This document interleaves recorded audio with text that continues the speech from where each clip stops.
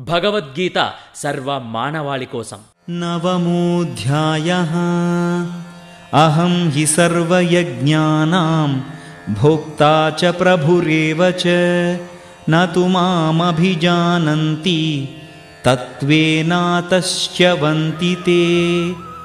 సమస్త యజ్ఞములకు భోక్తను, ఏకైక స్వామిని నేనే. కాని నా ఈ యొక్క పరమేశ్వర తత్వమును తెలుసుకొనని వారు తిరిగి పుట్టవలసినదే.